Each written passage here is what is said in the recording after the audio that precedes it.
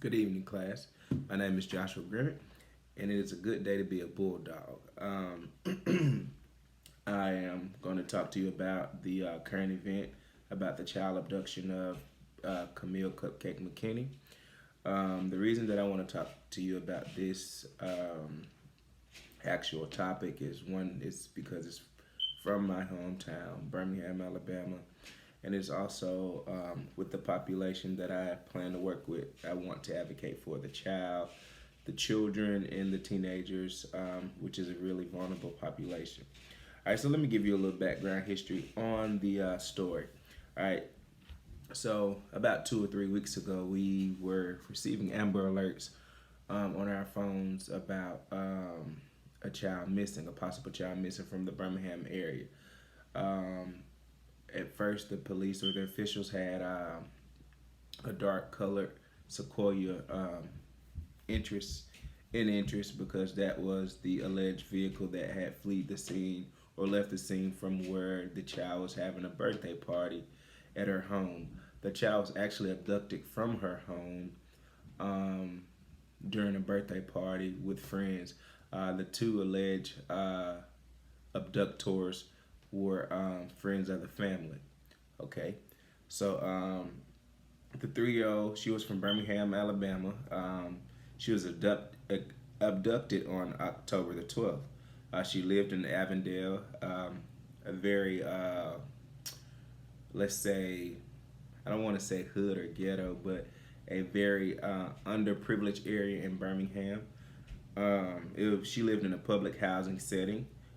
This setting was really known for its criminal activity. Public authorities found the baby after an extensive search on Friday, October the 26th, or Thursday. They looked for her for several days. They had big search parties out in the community looking for the young lady. They had police patrolling all over the community. They continued to use surveillance camera and footage to try to pinpoint the criminals. The cause of death was determined as suffocation. She was found in a local landfill in Birmingham. Police charged two people. The first person is going to be a 39-year-old male.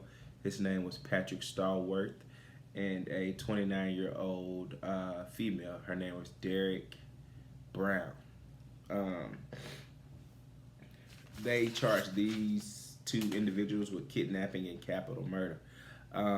In a press conference or a court conference, the male Patrick Starworth said that he didn't understand why he was being held in custody because he had nothing to do with the abduction of Cupcake.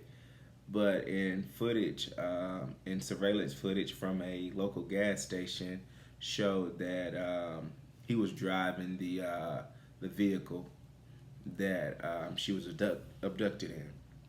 Another thing that caught my attention after doing some research about this article was that Crime Stoppers of Metro Alabama is establishing a permanent reward fund in remembrance of the girl for future children or future children who are abducted, and they have a just money allocated towards that, just for searches and things of that nature.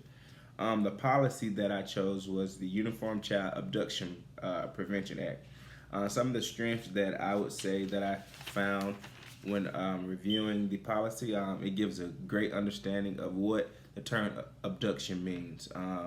To be abducted is a wrongful removal of a child by a parent, other family member, or a person acting on behalf of the parent or family member.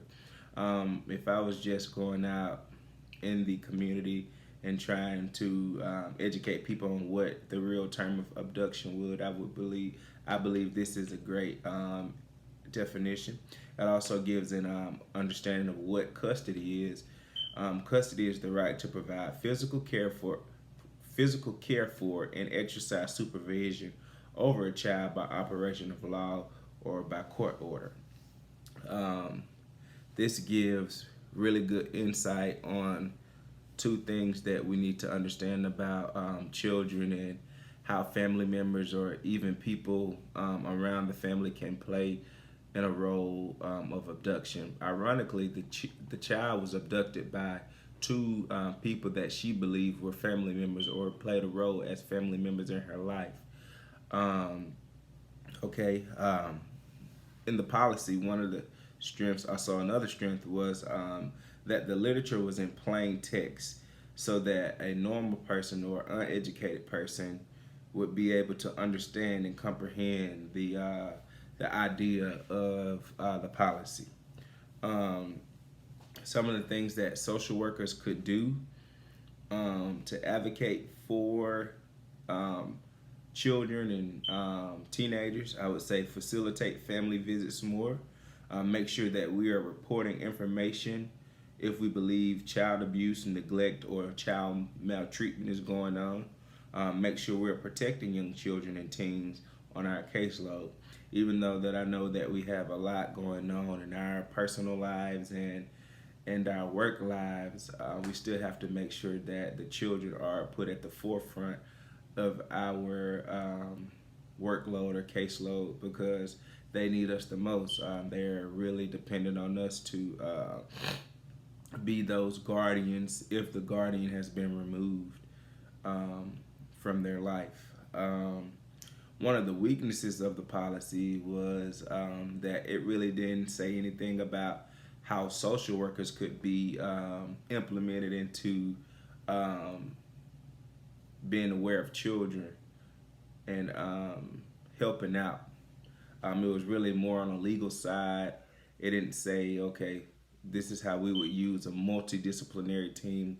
Let's incorporate the school teachers, the social workers, the local fire department, or whomever needs to be on the team so that we can prevent certain abductions and things of that nature. And this concludes my video.